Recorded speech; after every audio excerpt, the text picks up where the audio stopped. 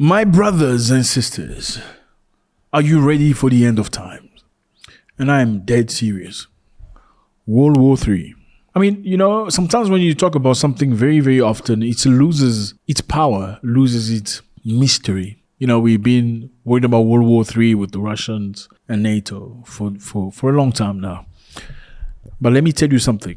It has never been graver than what it is right now. The Russians have sent submarines to Cuba. Nuclear weapons, nuclear armed, nuclear capable submarine to Cuba for a military exercise.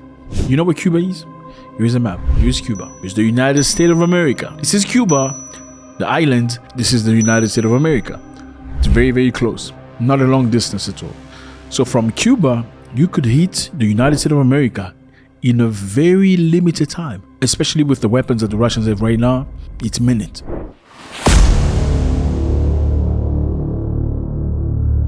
The Russians have sent nuclear-capable submarines to Cuba because America has just allowed Ukraine to strike within Russian territory. So strike using American weapons in Russia. They had never done that in the past. Let me give you context. America supplied Ukraine with weapons, many, many weapons. Europe followed through.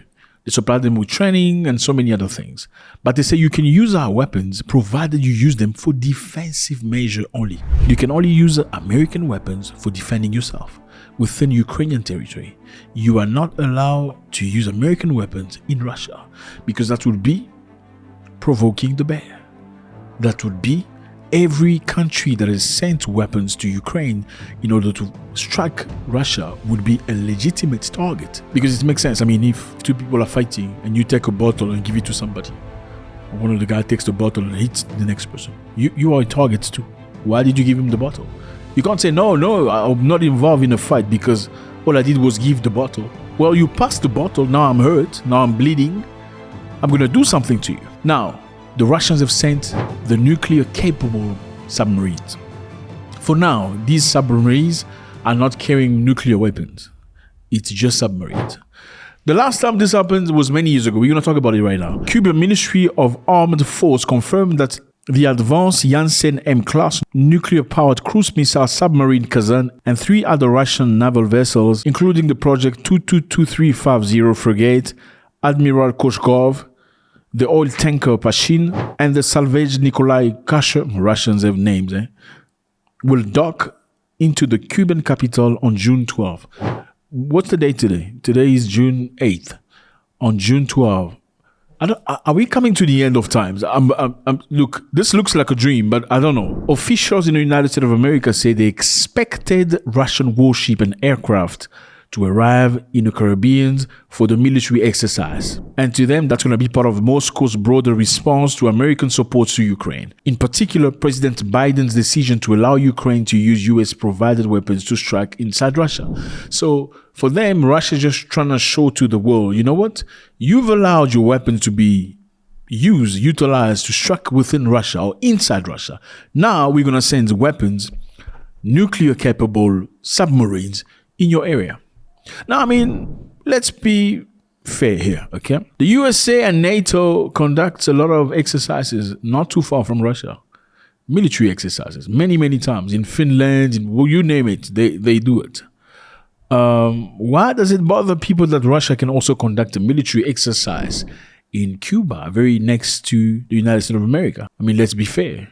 If you can do it, so maybe I should be able to do it too. A few days ago, Joe Biden, Emmanuel Macron, German authorities and British finally allowed Ukrainians to use the weapons they've given them into Russia. On explique aux Ukrainiens qu'il va falloir protéger. We think that we should allow them to neutralize the military sites from which the missiles are fired. The missiles and basically the military sites from which Ukraine is attacked. But we must not allow them to hit other targets in Russia. Dans le même cadre, on pense qu'on doit leur permettre. Ukraine has every possibility under international law for what it is doing. That has to be said explicitly. It was attacked and may defend itself. I find it strange when some people argue that it should not be allowed to defend itself and take measures that are suitable for this. And today, I believe today, Ukraine sent a drone a long-distance drone to go strike a satellite in Russia. The attack was not successful, but this is just the beginning. They want to strike a nuclear satellite. This is a special satellite that obviously works with nuclear weapons. So the first thing they're trying to do is what? Let's track the nuclear satellite to disable them from seeing and using nuclear weapons. Then we can start chopping slowly but surely. Russians are seeing this and obviously are clearly retaliating. Now, Vladimir Putin has said something very interesting. He said, okay, Moscow has warned it could take asymmetrical steps elsewhere in the world in response to what America has just done.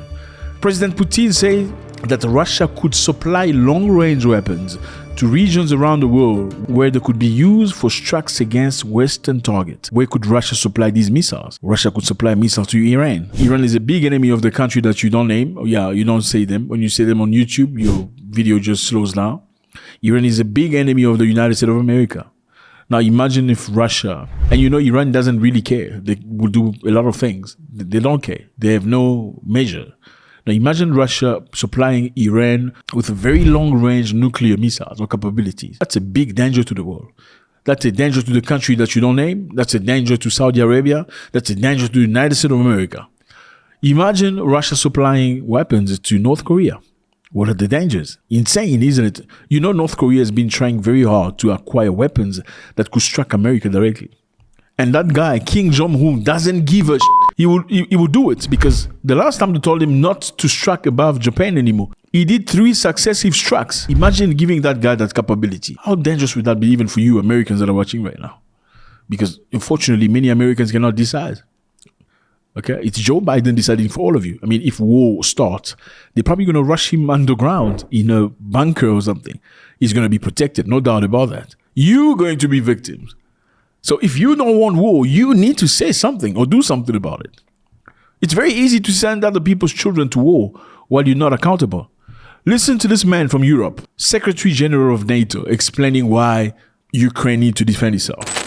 They have attacked now again from the north into the Kharkiv region, and the borderline and the front line is more or less the same. So they are hitting Ukraine with missiles, with artillery, based inside Russia. And of course, Ukraine must be able to hit back and to defend themselves. This is part of the right for self-defense. Again, it's very easy to send other people's children to war because they're not yours.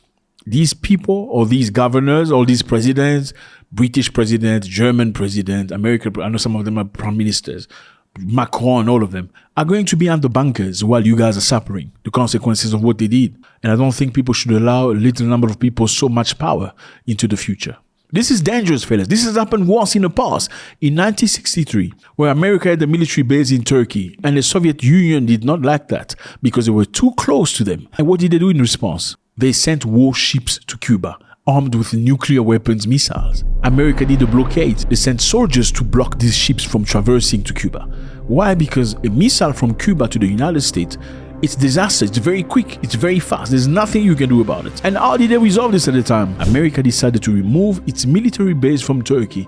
Then they removed their missiles. I understand that people deserve peace. People have the right to defend themselves. I mean, yeah, certain people in the world can defend themselves. Other people cannot defend. I still cry for the people of Gaza. Anyway, they are the innocent people of Gaza who have done nothing, who have not done any harm to nobody, who are living today. Anyway, we can't talk about that because the video is going to be slowed down. Anyway, I believe people deserve to protect themselves. Yes. But shouldn't that be done in a peaceful manner? Getting Russia and Ukraine to sit down and have a talk. That doesn't interest them. It's all about power. Russia should not have an idea in its brain that it can possibly win a war against Ukraine or march towards Europe. It's all about ego. And you are being the sacrifice in this egocentric temple. Let me know how you feel about this. Look, if you have never been scared about Russia and Ukraine situation, I think it's about time now for you to wake up and do the right thing. God bless.